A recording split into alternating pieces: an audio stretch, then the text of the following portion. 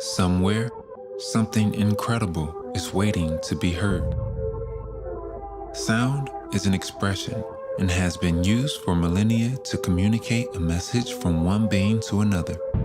Sound could be an artist sharing a message of hope, a teacher imparting wisdom, a character being brought to life, an author building suspense for her listener.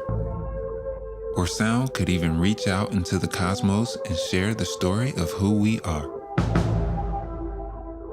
In 1977, Carl Sagan led a committee for NASA that selected 55 human languages, music, and expressions like laughter, animal callings, and nature's audio to be printed upon a device called the Voyager Golden Record.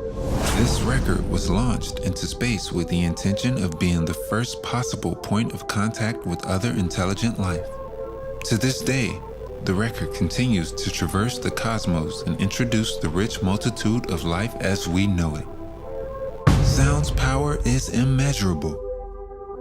It can pierce the conscious mind, elevate, persuade, inspire. Sound is a tool that tells a story.